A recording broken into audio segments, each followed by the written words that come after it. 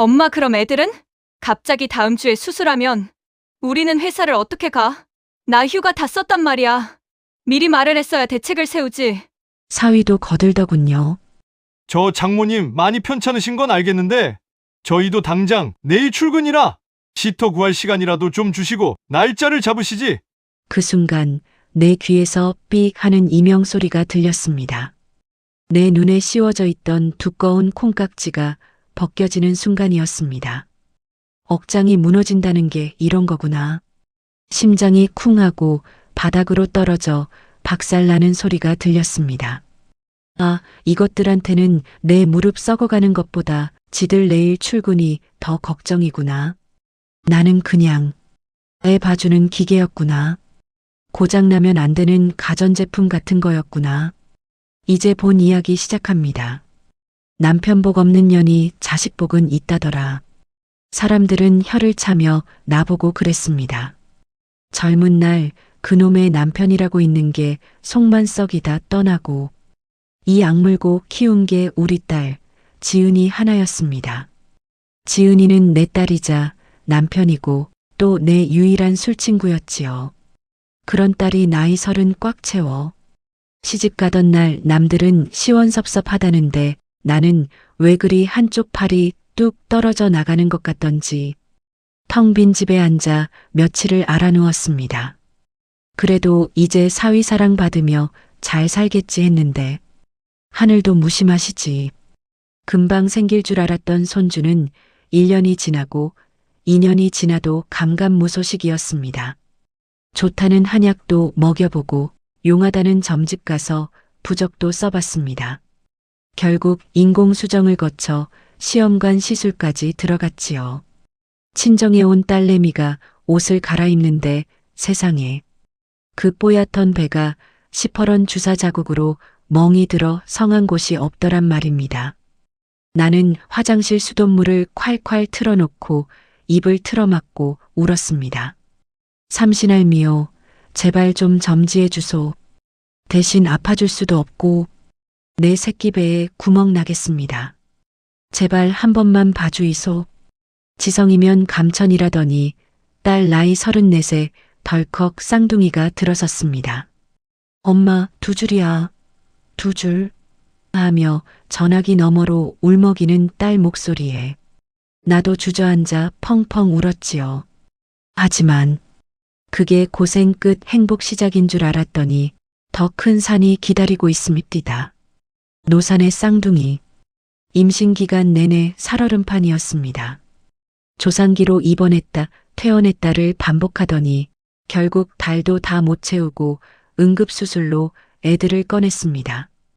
인큐베이터 신세를 지고 겨우 나온 내 손주들은 아이고 말도 마세요. 어찌나 작고 여린지 앙상한 팔다리가 부러질까 무서워 감히 안아볼 엄두도 안 나더란 말입니다. 산후조리원 2주는 눈 깜짝할 새 지나갔습니다. 안사돈은 진작 돌아가시고 바깥사돈만 계시니 산수발을 바랄 수도 없고 결국 오롯이 우리 몫이었지요. 퇴소하는 날 딸 지은이가 사시나무 떨듯 떨며 내 손을 잡았습니다. 눈밑이 퀭해가지고는 입술을 달달 떱니다. 엄마, 나 무서워. 나 진짜 무서워. 애는 둘인데 쟤네가 울면 난 어떻게 해? 기저귀는? 목욕은? 나 자신 없어, 엄마. 그 눈빛을 보고 어느 애미가 매정하게 등을 돌리겠습니까? 그 모진 주사바늘 꽂아가며 얻은 귀한 생명들인데 나는 딸의 차가운 손을 꽉 잡았습니다. 그때 그 손을 잡지 말았어야 했는데 그게 내 남은 인생을 저당 잡히는 계약인 줄도 모르고 말입니다. 걱정 마라. 이 애미가 있다, 아이가. 네가 그 독한 주사도 견뎠는데 이걸 못하겠나? 애들 못 가누는 100일까지는 엄마가 같이 봐줄게. 아무 걱정 말고 가자. 하지만 여러분, 그건 내 착각이었습니다. 아주 큰 착각이요. 집으로 돌아온 첫날부터 그야말로 전쟁터가 따로 없었습니다. 응애하고 큰 놈이 울면 의앙하고 작은 놈이 따라옵니다. 이건 뭐 돌림노래도 아니고 쉴 틈을 안 줘요. 기저귀 갈고 돌아서면 젖병 씻어야 하고 젖병 삶고 나면 빨래가 산더미고 빨래 좀 개려고 앉으면 또 웁니다. 잠도 못 자고 밥도 서서 물에 말아 후루룩 마시는 게 일상이 됐지요. 어느 날 밤 파스 냄새 진동하는 손목을 주무르며 잠든 손주놈들을 내려다보는데 왠지 모를 한숨이 푹 새어나오더군요. 아이고, 그래, 너희가 얼마나 귀한 놈들인데. 할머니가 사년을 빌고 빌어서 나온 보물들인데. 근데, 아가야, 이 할미 뼈가 녹아도 해봐야지 하는데 벌써 허리가 끊어질 것 같구나. 아이고 허리야. 4년을 기다린 보물단지들. 그런데 이 보물단지 모시다가 내 인생은 골병이 들게 생겼으니 이걸 어쩌면 좋습니까?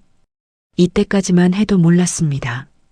100일만 봐주겠다던 그 약속이 개미지옥처럼 내 발목을 잡고 안놔줄 줄은 말입니다. 약속했던 100일이 지났습니다.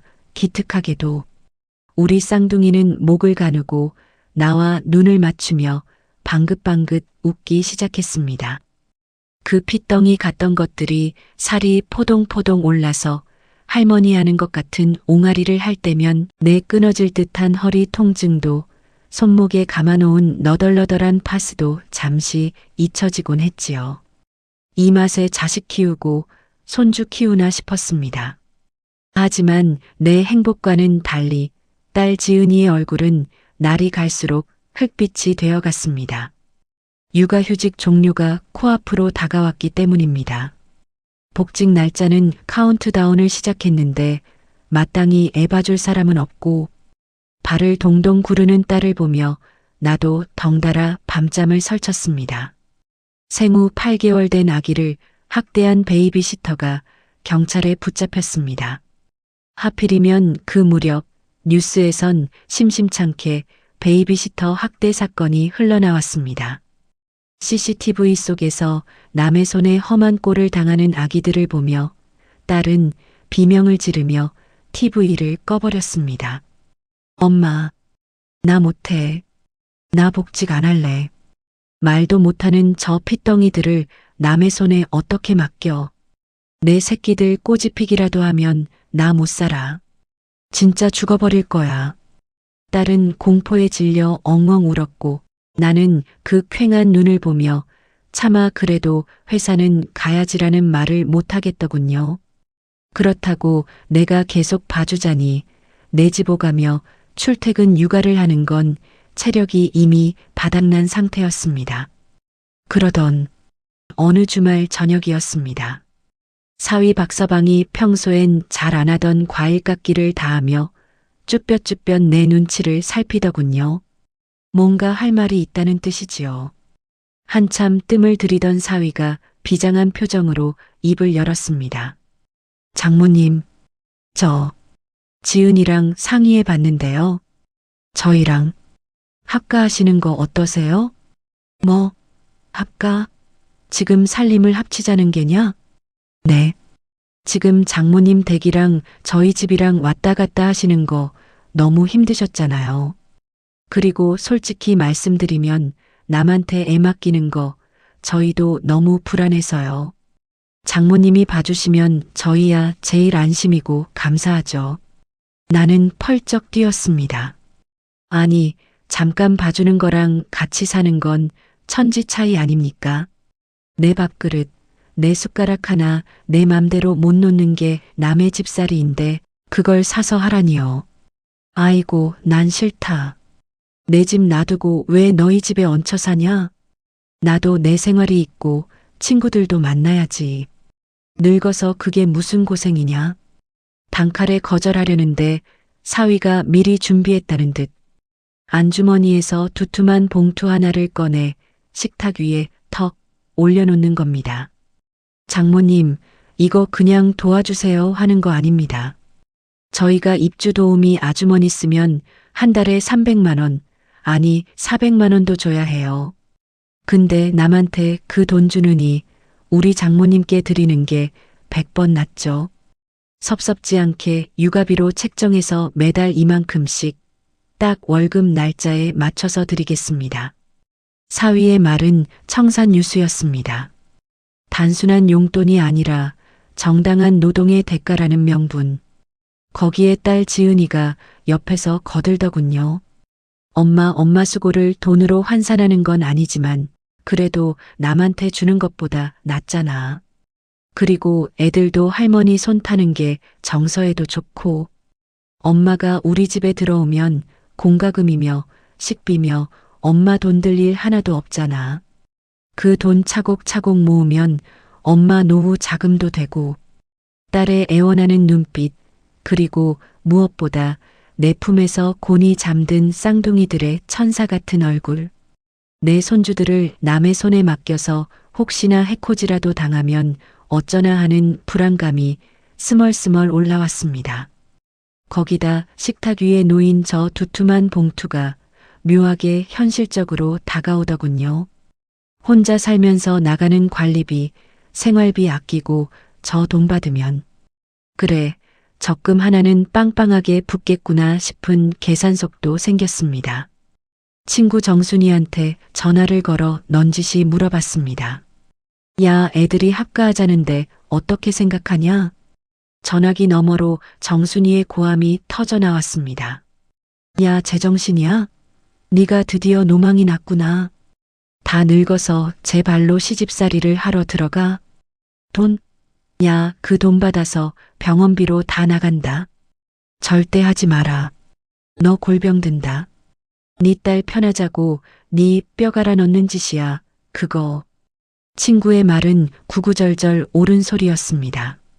머리로는 알겠는데 가슴이 말을 안 듣더군요.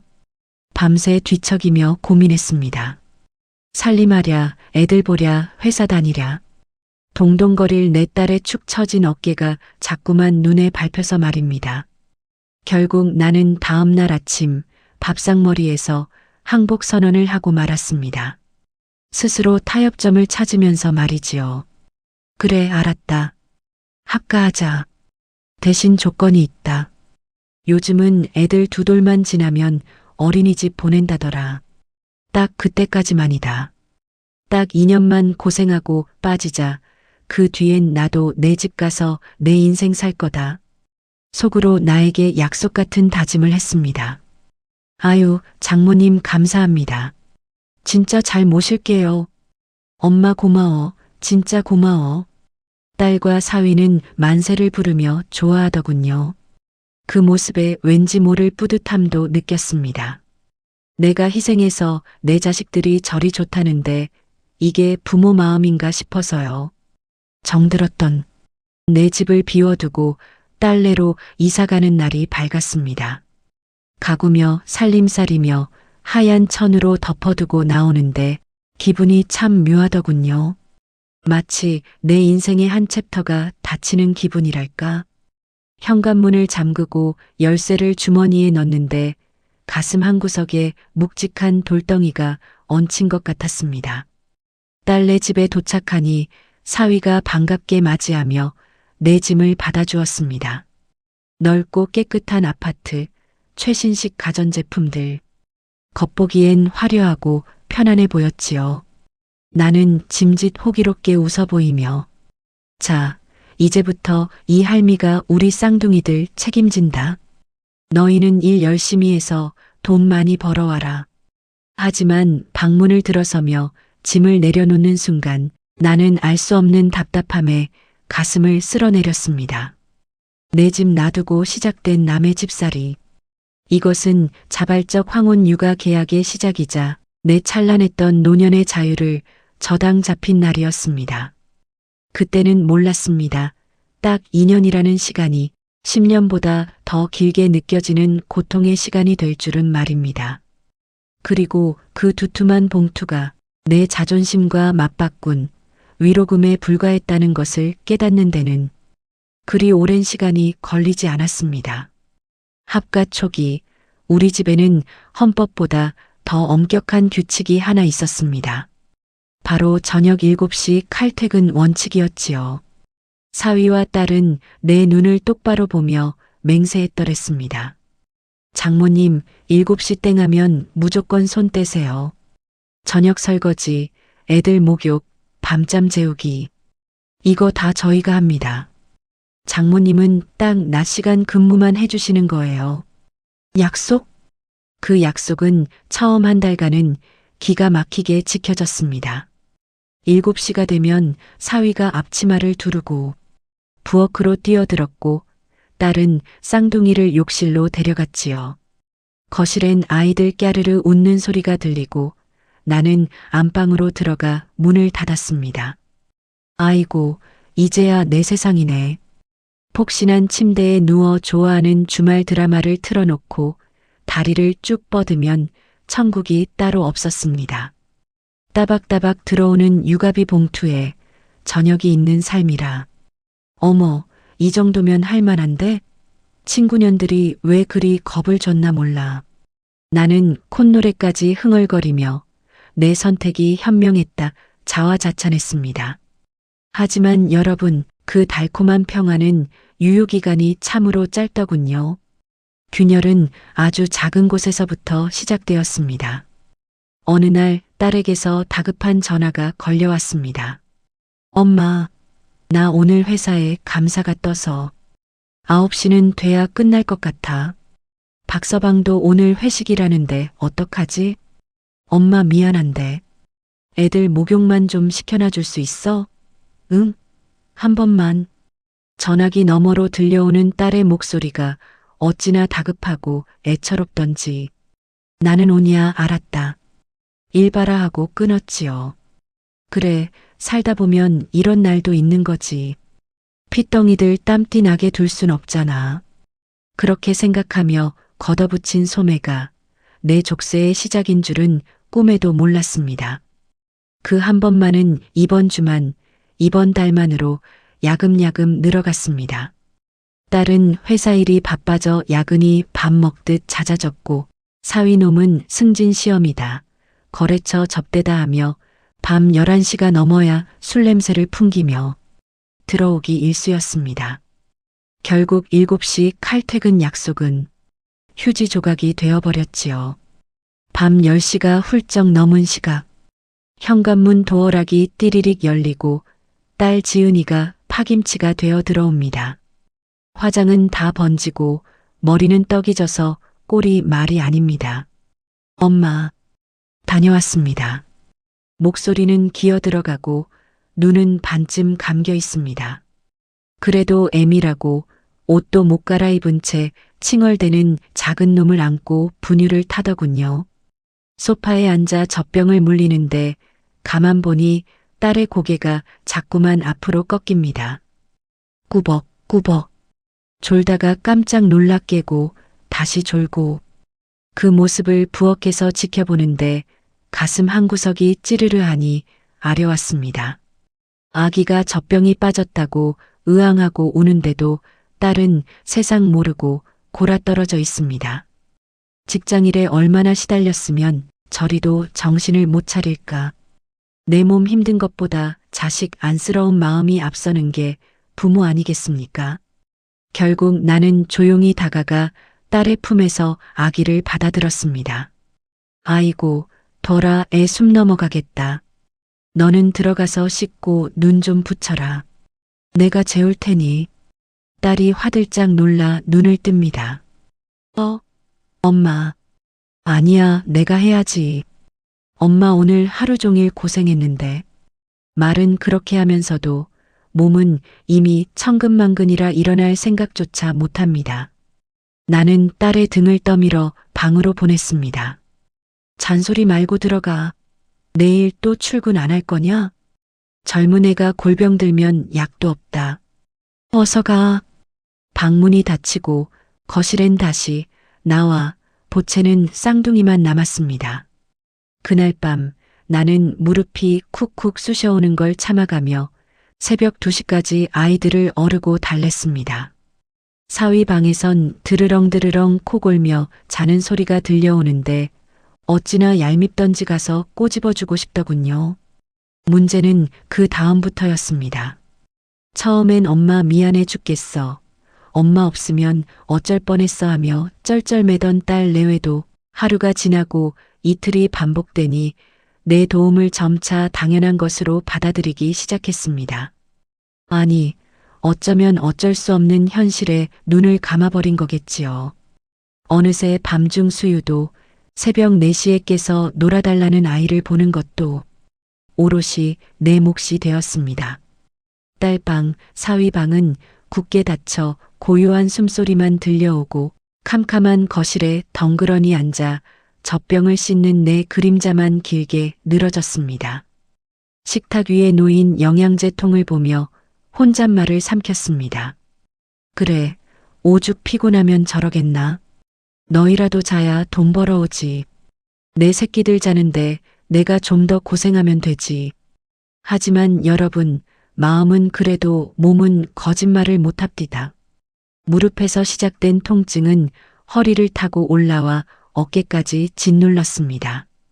비가 오려는지 뼈마디가 시큰거리는 새벽 잠투정하는 손주를 업고 거실을 서성이다 베란다 창문에 비친 내 모습을 보았습니다.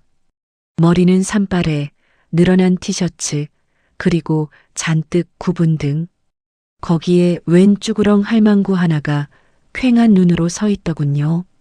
지은아, 엄마 무릎이 너무 아프다. 정말 너무 아픈데 너 깰까봐 아프다는 소리도 못하겠구나. 원망하자니 자식이 불쌍하고 참자니 내 몸이 부서질 것 같고 그 딜레마 속에서 나는 점점 말수를 잃어갔습니다. 안쓰러워서 덜어준 짐이 결국 꼼짝달싹 못하게 나를 옥죄는 족쇄가 되어가고 있었습니다. 그 족쇄가 내 무릎 연골을 갉아먹고 있다는 것도 모른 채 말이지요. 내 몸에선 향수 냄새 대신 파스 냄새가 진동을 했습니다. 누가 지나가다 어디서 맨솔에담 냄새가 이렇게나 하고 코를 쥘 정도로 나는 온몸을 팥으로 도배하고 살았지요. 하지만 팥으로 때우는 것도 한계가 있더군요. 어느 날 아침 쌍둥이 기저귀를 갈아주려고 일어나려는데 우두둑하는 소리와 함께 무릎에 불이 번쩍 났습니다. 다리가 펴지질 않는 겁니다.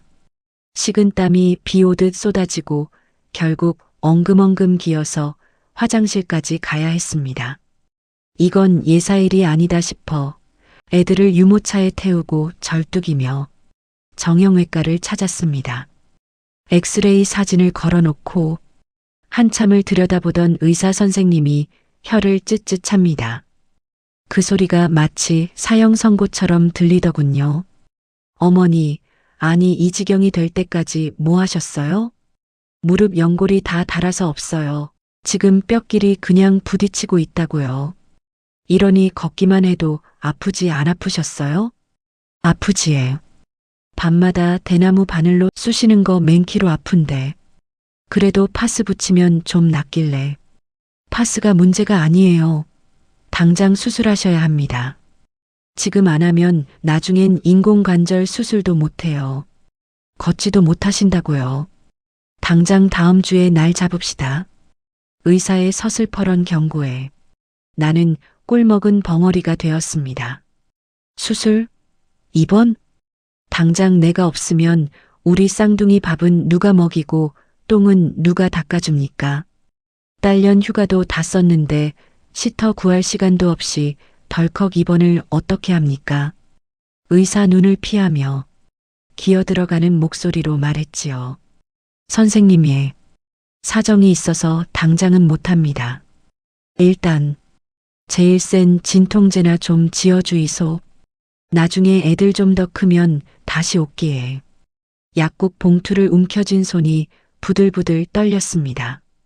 내 몸뚱어리 하나 내 맘대로 못 고치는 신세가 처량해서 말입니다.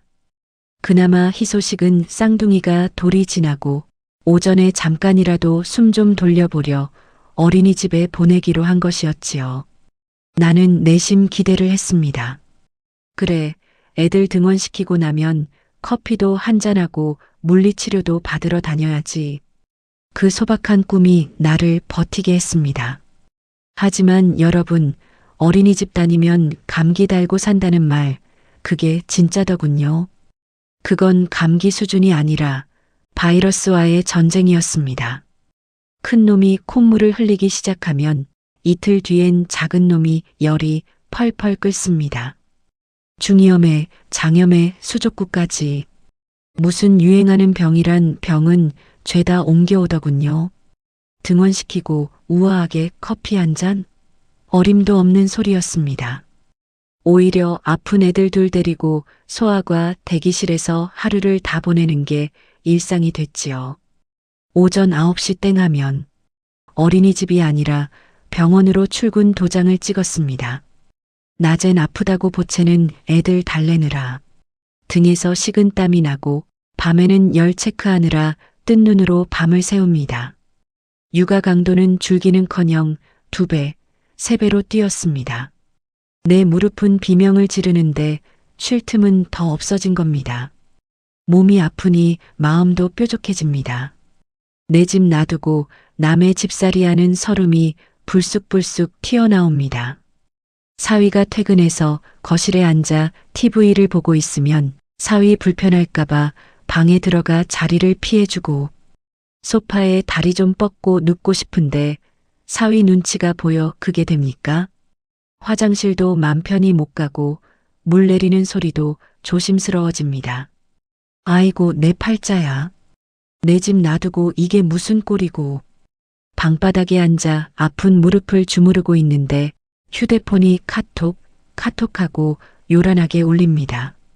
친구들 단체 채팅방입니다. 얘들아, 날 풀렸는데 이번 주말에 꽃 구경 안 갈래? 개나리가 아주 흐드러졌더라. 좋지. 내가 도시락 싸갈게. 김영순 이번엔 꼭 나와라 얼굴 까먹겠다.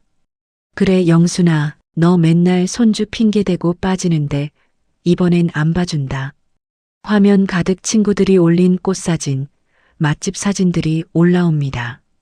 화창한 봄날 예쁜 옷 입고 웃고 있는 친구들 모습. 그 사진을 보는데 왈칵 눈물이 쏟아지더군요. 베란다 밖을 보니 진짜 봄이 왔습니다. 벚꽃잎이 눈처럼 날리는데 내 꼴은 무릎 나온 추리닝 바지에 파스 덕지덕지 붙인 꼬라지라니. 거실에선 중이염 때문에 귀 아프다고 칭얼대는 손주 울음소리가 들리고 내 무릎은 펴지지도 않고 나는 철저히 세상과 단절되어 고립되어 있었습니다. 채팅방 입력창에 썼다 지웠다를 반복했습니다. 나 너무 아파서 못 가. 아니지. 이러면 또 자식 욕할 텐데. 결국 나는 눈물을 머금고 거짓말을 했습니다. 아이고 어쩌냐. 우리 딸이 이번 주말에 맛있는 거 사준다네. 니들끼리 재밌게 놀다 와라. 전송 버튼을 누르고 휴대폰을 엎어버렸습니다. 가슴속에서 뜨거운 것이 울컥 치밀어 오르더군요. 딸을 위한 희생, 사랑, 다 좋지요. 좋은데 그 순간만큼은 다 싫고 다 믿고 그냥 도망치고 싶었습니다. 그렇게 심란한 밤을 보내고 다음날 눈을 뜨자 수술은 무슨 애들이 저 모양인데 내가 누굴 믿고 눕나. 참아야지. 그래, 이 애미가 참아야지. 그렇게 나는 또 진통제 2알을 입에 털어넣고 억지로 입꼬리를 올리며 거실로 나갔습니다. 얼마나 귀하게 얻은 애들인데 씩씩하게 또 하루 보내보자 결심하면서요. 며칠 후 의사의 수술 권유를 뒤로하고 집으로 돌아오는 길 발걸음 하나하나가 천근만근이었습니다. 엘리베이터 거울에 비친 내 모습은 영락없는 폐잔병이었지요. 하지만 현관문 도어락 비밀번호를 누르기 전 나는 옷매무새를 다듬었습니다. 내 새끼들 앞에선 아픈 티 내면 안 되니까요. 할미 왔다. 우리 강아지들 잘 있었나? 일부러 큰 소리를 치며 들어섰는데 집안 공기가 싸늘합니다. 거실엔 아이들이 어지러 놓은 장난감이 그대로고 베란다 문 앞에 딸 지은이가 덩그러니 서 있었습니다. 창밖을 멍하니 바라보는 그 뒷모습이 어쩐지 너무 위태로워 보였습니다. 금방이라도 저 밖으로 훌쩍 날아가 버린 것만 같은 넋이 나간 사람처럼 말입니다. 지은아, 무슨 일 있나? 애들은 자나? 내 목소리에 딸이 천천히 고개를 돌리는데 심장이 덜컥 내려앉았습니다. 눈은 퉁퉁 부어 있고 초점이 없었습니다. 회사에서의 스트레스, 퇴근 후 이어지는 육아의 어려움, 거기에 산후 우울증까지 겹친 상태. 요즘 뉴스에서 보던 무서운 단어, 번아웃이 내 딸에게 찾아온 겁니다. 그날 저녁 사위 박서방이 퇴근에 들어와서도 집안 분위기는 살얼음판이었습니다. 사위는 안절부절 못하며 딸의 눈치를 살피더군요. 그러더니 밥숟가락을 내려놓고는 결심한 듯 품에서 봉투 하나를 꺼냈습니다. 장모님, 그리고 지은아, 내 말 좀 들어봐. 나 이번에 회사에서 근속포상 휴가 나왔어. 그리고 이거 괌 비행기 티켓이야. 4박 5일. 뭐? 괌? 지금 이 시국에 여행을 가자고? 지은이 너 요즘 너무 힘들어 보여서 그래. 우리 결혼 5주년이기도 하고. 가서 아무 생각 말고 푹 좀 쉬다 오자. 장모님 죄송합니다. 지은이가 이러다 진짜 큰일 날 것 같아서요. 사위의 말은 여행 제안이 아니라 아내를 살려달라는 구조 요청이나 다름없었습니다. 딸의 눈동자가 흔들렸습니다.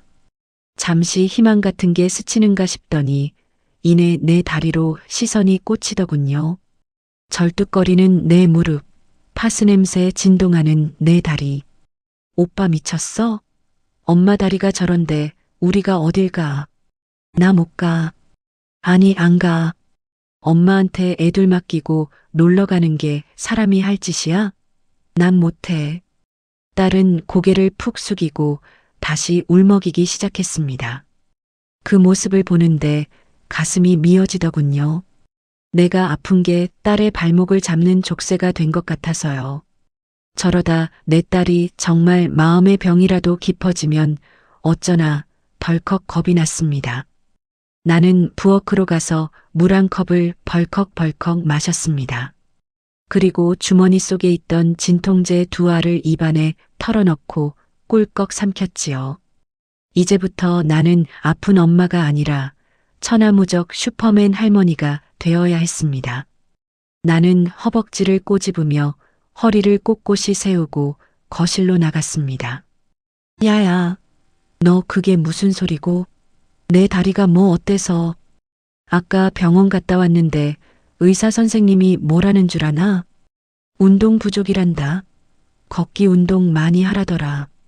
나 아주 쌩쌩하다 못해 날아다닌다. 나는 보란 듯이 제자리에서 콩콩 뛰는 신용까지 했습니다.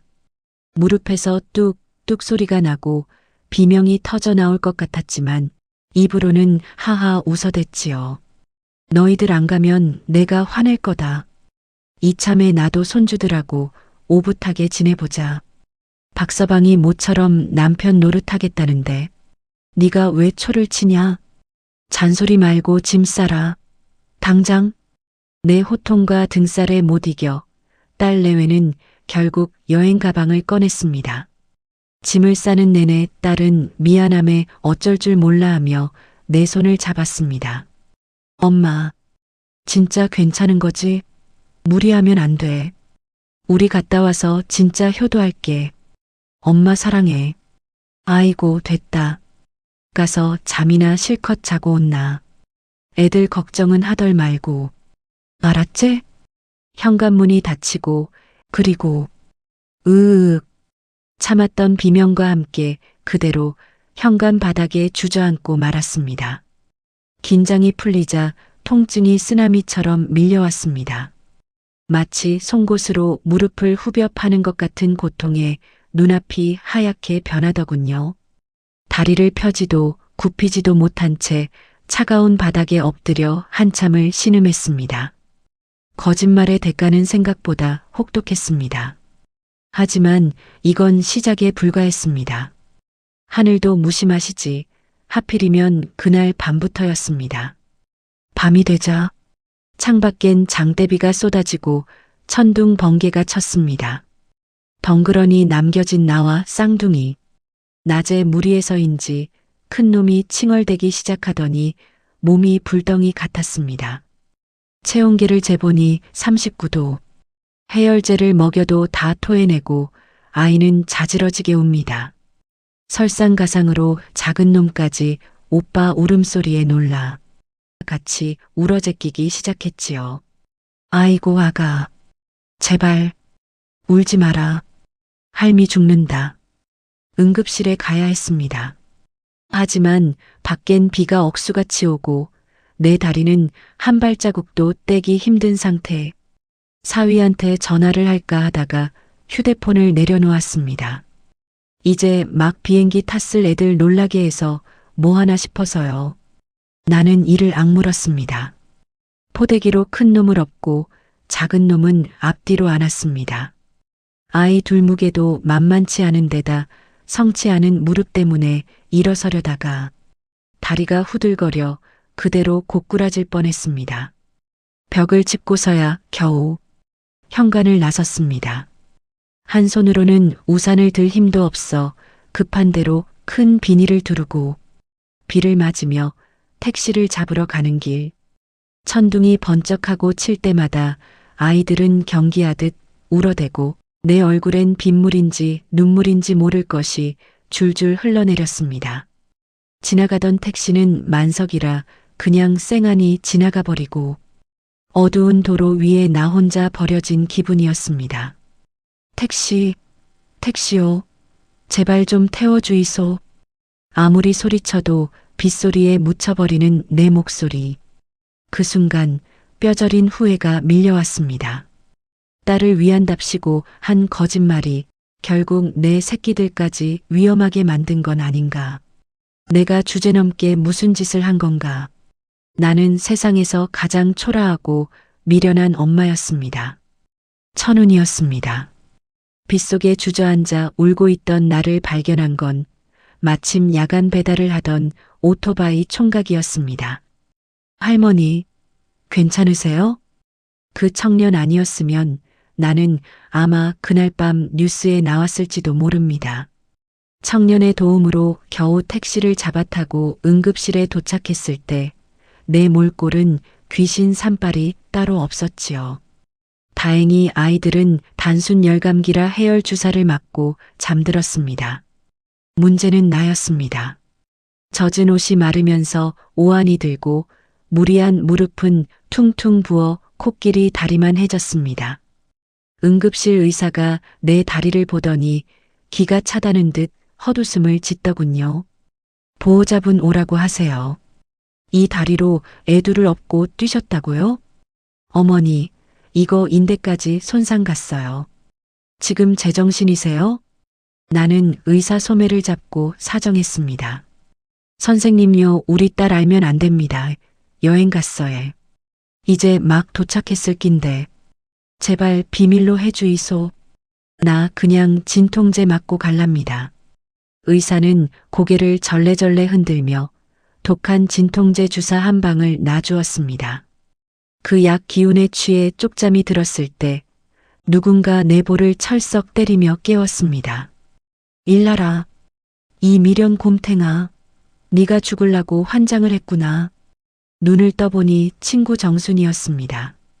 정순이는 링거를 꽂고 누운 나를 보더니 바닥에 주저앉아 대성통곡을 했습니다. 아이고 영순아, 네 팔자야. 남편 복 없는 년이 자식 복은 있다더니 개뿔이 자식 복이냐? 네가 무슨 소라고 이 늙은 몸으로 밭을 가라? 네 뼈 갈아서 딸년 여행 보내주니까 좋더냐? 친구의 타박이 어찌나 맵고 서럽던지 나도 같이 엉엉 울어버렸습니다. 한참을 울고 난 정순이가 코를 팽 풀더니 벌떡 일어나 병실 복도를 성큼성큼 걸어 보였습니다. 치마가 펄럭일 정도로 힘찬 걸음걸이였습니다. 이거 봐라. 나 저번 달에 무릎 수술했잖아. 의사가 시키는 대로 딱 2달 쉬고 재활했더니 아주 날아갈 것 같다 얘. 다음 달엔 동창들이랑 일본 온천 여행 가기로 했다. 정순이의 튼튼한 두 다리가 쭈글쭈글하고 퉁퉁 부은 내 다리와 비교되어 너무나 부러웠습니다. 동시에 내 처지가 너무나 비참해지더군요. 정순아, 그래도 웃자노. 내 새끼가 힘들어서 죽겠다는데 나 아니면 누가 봐주노. 야, 이 등신아. 그게 병이다, 병. 나 아니면 안 된다는 그 착각이 너를 죽이고 있는 거야. 네가 입국 다물고 다 해주니까 걔들은 그게 당연한 권리인 줄 아는 거라고. 호구도 이런 상호구가 없다. 네가 건강해야 자식한테도 짐 안 되는 거야. 네 몸 썩어가는 게 자식 사랑하는 거냐? 호구. 친구 입에서 나온 그 단어가 비수처럼 꽂혔습니다. 그래, 나는 어머니라는 이름 뒤에 숨은 호구였는지도 모릅니다.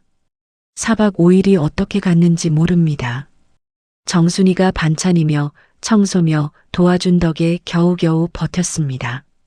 그리고 드디어 딸 내외가 돌아오는 날, 현관문이 열리고 시커멓게 탄 딸과 사위가 양손 가득 면세점 쇼핑백을 들고 들어왔습니다.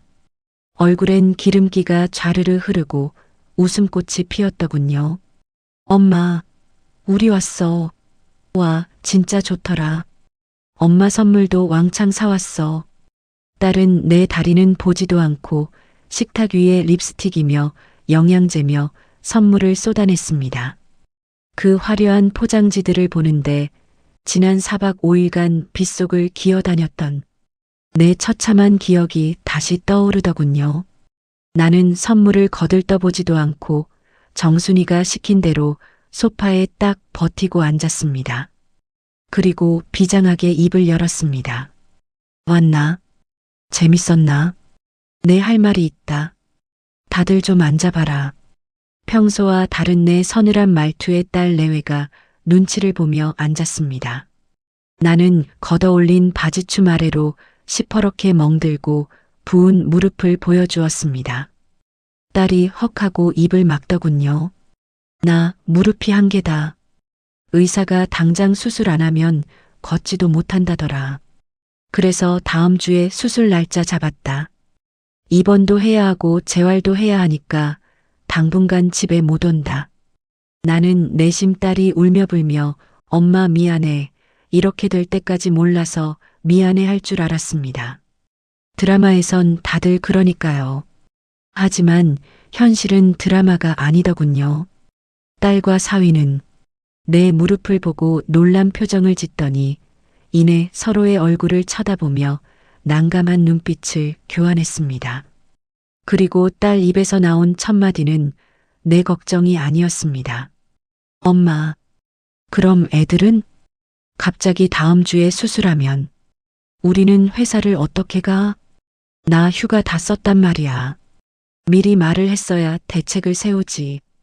사위도 거들더군요. 장모님, 많이 편찮으신 건 알겠는데 저희도 당장 내일 출근이라 시터 구할 시간이라도 좀 주시고 날짜를 잡으시지. 그 순간 내 귀에서 삐 하는 이명 소리가 들렸습니다. 내 눈에 씌워져 있던 두꺼운 콩깍지가 벗겨지는 순간이었습니다. 억장이 무너진다는 게 이런 거구나. 심장이 쿵하고 바닥으로 떨어져 박살나는 소리가 들렸습니다. 아, 이것들한테는 내 무릎 썩어가는 것보다 지들 내일 출근이 더 걱정이구나. 나는 그냥 애 봐주는 기계였구나. 고장나면 안 되는 가전제품 같은 거였구나. 나는 떨리는 손으로 소파를 짚고 일어섰습니다. 눈물이 날 줄 알았는데 오히려 눈물이 쏙 들어가고 머리가 차갑게 식더군요. 정순이 말이 맞았습니다. 내가 썩어가고 있는 줄도 모르고 나는 저것들을 금쪽같이 여겼습니다. 그래, 니들 사정은 알겠다. 근데 내 사정은 내가 알아서 해야겠다. 니들이 내 인생 살아줄 거 아니지 않나? 나 내일 당장 짐 싸서 내 집으로 갈란다. 시터를 쓰든 휴직을 하든 그건 니들이 알아서 해라. 엄마, 딸이 당황해서 소리쳤지만 나는 뒤도 돌아보지 않고 안방으로 들어왔습니다. 그리고 덜덜 떨리는 손으로 방문을 잠갔습니다. 밖에서 장모님, 엄마 부르는 소리가 들려왔지만 나는 이불을 머리 끝까지 뒤집어 썼습니다. 어둠 속에서 나는 내 퉁퉁 부은 무릎을 쓰다듬으며 속삭였습니다. 미안하다. 주인 잘못 만나서 네가 고생이 많다. 이제 그만하자, 영순아. 더 했다간 나 진짜 죽어서도 눈 못 감겠다. 그날 밤 거실에서 들려오는 딸 부부의 싸우는 소리를 자장가 삼아 나는 생전 처음으로 나를 위한 독한 결심을 굳혔습니다. 이 지긋지긋한 노예 계약을 파기하기로 말입니다. 그 길로 나는 뒤도 돌아보지 않기로 했습니다. 다음 날 현관문을 나서는데 등 뒤에서 엄마 부르는 딸의 목소리가 들렸지만 귀를 막아버렸지요. 그때 내 심정이 어땠는지 아십니까? 마치 30년 다니던 직장에 사표를 던지고 나오는 기분. 딱 그거였습니다. 시원하면서도 한편으론 가슴 한구석이 뻥 뚫린 것 같은 허전함.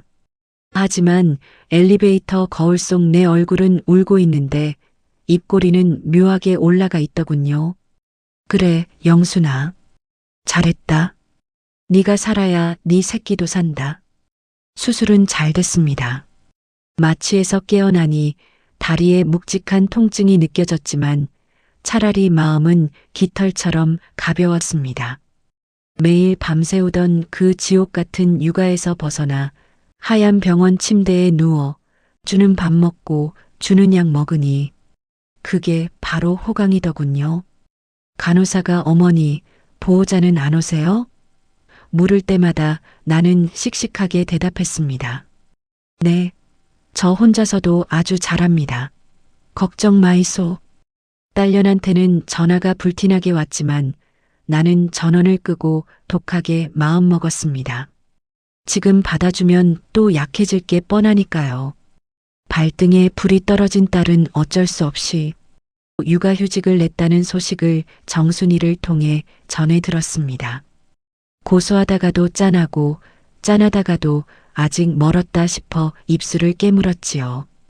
퇴원 후 재활병원을 거쳐 드디어 비워뒀던 내 집으로 돌아온 날. 현관문을 여는데 묵은 먼지 냄새가 나더군요. 그런데 그 냄새가 어찌나 향기롭던지 창문을 활짝 여니 아이 울음소리 대신 청명한 새소리가 들려왔습니다. 아이고, 내 집이다. 내 궁궐이다. 먼지 쌓인 가구를 닦아내는데 그게 그렇게 상쾌할 수가 없었습니다. 누구 눈치 볼 것 없이 내가 먹고 싶을 때 밥 먹고 자고 싶을 때 자는 삶, 아침에 눈을 떴을 때 응애 소리가 아니라 째깍째깍 시계 소리만 들리는 고요함. 나는 다시 태어난 기분이었습니다. 몸이 좀 회복되자마자 복지관 아쿠아로빅을 등록했습니다. 물속에서 걷고 뛰니 무릎에도 무리가 없고 무엇보다 신이 났습니다. 하나, 둘, 셋, 넷. 어머니들 더 높이 뛰세요. 강사 선생님 구령에 맞춰 물장구를 치다 보면 스트레스가 물방울처럼 터져나갔습니다. 끝나고 회원들끼리 모여 국수 한 그릇 사 먹으며 수다 떠는 재미도 쏠쏠했지요. 거기선 내가 쌍둥이 할머니가 아니라 그냥 왕언니 김영순이었습니다. 소일거리가 필요해 동네 마트 파트타임 알바도 시작했습니다. 하루 4시간 계산대에서 바코드를 찍는 일이었지요. 어서 오세요. 봉투 필요하세요? 손님들과 짧게 눈인사를 하고 내 노동으로 번 돈이 통장에 찍히는 걸 보니 자존감이 쑥쑥 올라갔습니다. 젊을 때 애 키우느라 경력 단절되고 늙어서는 손주 보느라 내 이름 석자 잊고 살았는데 내 힘으로 돈을 번다는 게 이렇게 짜릿한 건지 예전엔 미처 몰랐습니다. 가끔 마트에서 칭얼대는 아기 없고 퀭한 눈으로 장을 보는 젊은 엄마들을 보면 남일 같지 않아 혀를 차곤 했습니다. 아이고 세댁. 고생이 많네. 그래도 네 새끼는 네가 키우는 게 맞다. 속으로 응원하며 덤으로 사탕 하나 슬쩍 쥐어주기도 했지요. 그러던 어느 날 저녁 딸 지은이에게서 영상 통화가 왔습니다. 받을까 말까 망설이다 통화 버튼을 눌렀는데 화면 속에 웬 좀비 한 마리가 있더군요. 머리는 산발에 다크서클이 턱 밑까지 내려온 딸이 울상을 짓고 있었습니다. 뒤로는 난장판이 된 거실과 널브러진 빨래 더미가 보였습니다. 엄마, 목소리가 다 쉬었습니다. 나도 모르게 밥은 먹었냐? 그 소리가 튀어나올 뻔했지만 꾹 참았습니다. 왜 전화했노? 애들은 잘 크나? 엄마, 나 진짜 죽을 것 같아. 애들 보는 게 이렇게 힘든 줄 몰랐어. 화장실 갈 시간도 없어. 엄마는 이걸 혼자서 어떻게 다 했어? 내 무릎도 이런데 엄마 무릎은 오죽했을까? 미안해. 진짜 미안해 엄마. 엄마 빈자리가 이렇게 큰 줄 몰랐어. 딸은 화면 너머로 엉엉 울었습니다. 그 눈물을 보는데 가슴속에 맺혀있던 딱딱한 응어리가 눈 녹듯 스르르 풀리더군요. 서운함도 괘씸함도 다 내 자식이라 품었던 기대 때문 아니었겠습니까? 딸이 저렇게 진심으로 뉘우치고 깨달았으면 된 겁니다. 나는 화면 속 딸을 보며 빙그레 웃었습니다. 이건 비웃음도 쓴웃음도 아닌 진짜 엄마의 여유로운 웃음이었지요. 그래, 힘들지? 죽을 것 같지? 다 그렇게 엄마가 되는 거다. 네가 그 고생을 해봐야 네 엄마 귀한 줄도 알고 네 새끼 귀한 줄도 아는 기라. 그게 인생 공부다, 지은아. 엄마. 흑흑. 나 진짜 엄마한테 잘할게. 됐다. 말로만 하지 말고 행동으로 보여라. 그리고 나 이제 예전의 김영순 아니다. 나 스케줄 빡빡한 여자야. 아쿠아로빅도 가야 하고 알바도 가야 하고 바쁘다 바빠. 그러니까 도움받을 생각 말고 네 남편이랑 둘이서 머리 맞대고 해결해라. 알겠나? 전화를 끊고 나서 나는 베란다로 나가 밤하늘을 올려다보았습니다. 달이 참 밝더군요. 예전 같으면 저 달 보면서 신세 타령이나 했을 텐데 오늘은 저 달이 나보고 영순 씨 참 잘하고 있어 하며 엄지척을 해주는 것 같았습니다. 식탁엔 내가 좋아하는 김치찌개가 보글보글 끓고 있고 내 무릎은 수술 덕에 한결 가벼워졌고 통장엔 내 비상금이 차곡차곡 쌓여가고 가족이라는 이름으로 억지로 묶여 서로를 갉아먹던 시절을 끝내고 이제야 비로소 내가 나로 서는 기분. 이게 바로 진정한 황혼의 맛 아니겠습니까? 딸의 육아휴직이 끝날 무렵이었습니다. 주말 저녁 딸 내외가 양손 무겁게 고기를 사들고 내 집으로 찾아왔습니다. 현관 들어설 때부터 사위 눈빛이 심상치 않더니 식탁에 앉자마자 딸과 사위가 짠 것처럼 바닥에 무릎을 딱 꿇는 거 아니겠습니까? 어허, 이 사람들이 왜 이러나? 부담스럽게, 일부러 퉁명스럽게 말하니 사위가 비장한 얼굴로 고개를 듭니다. 장모님, 그동안 정말 잘못했습니다. 지은이랑 저 지난 몇 달간 정말 뼈저리게 느꼈습니다. 장모님이 안 계신 그 자리가 얼마나 큰지, 그 희생이 얼마나 귀한 건지요. 딸 지은이도 옆에서 눈물을 글썽이며 내 손을 잡더군요. 엄마, 우리 복직해야 하는데 도저히 남의 손엔 못 맡기겠어. 하지만 예전처럼 엄마한테 다 떠넘기진 않을 거야. 절대 안 그래. 나는 팔짱을 끼고 짐짓 엄한 표정을 지었습니다. 그래서 나보고 다시 애들 봐달라고? 나 싫다. 나 지금 마트 알바도 재밌고 내 인생 아주 살만하다. 그러자 사위가 준비해온 종이 한 장을 내밀었습니다. 마치 근로계약서 같은 거였지요. 장모님 마트에서 하루 종일 서 계시면 무릎도 상하십니다. 저희가 제안을 하나 하겠습니다. 딱 어린이집 하원 시간인 4시부터 저희 퇴근하는 7시까지만 봐주세요. 급여는 마트 월급의 2배로 드리겠습니다. 그리고 주말, 공휴일은 절대 터치 안 합니다. 무조건 장모님 자유시간 보장해 드립니다. 계약서를 훑어보는데 조건이 꽤 매력적이더군요. 솔직히 마트 계산대 일도 다리가 아파오던 참이었고 무엇보다 길 가다 쌍둥이 또래 애들만 봐도 내 새끼들 생각이 나던 차였습니다. 남의 일 해주고 돈 버느니 내 강아지들 보고 용돈 두둑이 챙기는 게 남는 장사 아니겠습니까? 하지만 나는 쉽게 넘어가지 않았습니다. 좋다. 조건은 나쁘지 않네.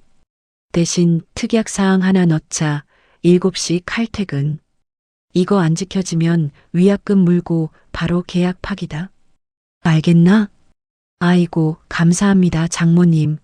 명심하겠습니다. 칼퇴근. 그렇게 나는 마트 유니폼을 벗고 당당한 전문 육아 도우미로 재취업했습니다. 하지만 예전의 호구 김영수는 없었습니다. 오전엔 복지관 가서 수영 한 판 때리고 친구들 만나 점심 사 먹고 수다 떨다가 오후 4시에 느긋하게 어린이집으로 출근합니다. 할머니 하고 달려오는 쌍둥이를 안아주면 그게 그렇게 예쁠 수가 없습니다. 하루 종일 시달리는 게 아니라 딱 3시간만 놀아주니 육아가 노동이 아니라 기쁨이 되더군요. 그리고 대망의 저녁 7시 도어락 소리가 들리면 나는 뒤도 안 돌아보고 가방을 쌉니다. 왔나? 밥솥에 밥 있고 국 데워놨다. 애들 씻기고 먹이는 건 너희 몫이다. 엄마 퇴근한다. 네, 어머니. 고생하셨습니다. 안녕히 가세요. 딸과 사위의 배웅을 받으며 내 집으로 돌아오는 길. 오늘 저녁엔 정순이랑 찜질방 가서 계란이나 까먹을까? 아니면 집에서 맥주 한잔하며 영화를 볼까? 행복한 고민이 꼬리를 뭅니다. 경제력 챙기고 자식한테 대우받고 내 생활도 즐기고 이게 바로 꼭 먹고 알 먹고 도랑치고 가재 잡는 거 아니겠습니까? 시간은 흘러 꼬물거리던 쌍둥이가 어느덧 초등학교에 입학하던 해가 되었습니다. 온 가족이 모인 입학 축하 식사 자리. 사위가 벌떡 일어나더니 폭탄 선언을 했습니다. 저 이번에 회사에 육아휴직 냈습니다. 1년 동안 제가 애들 등하교시키고 살림하겠습니다.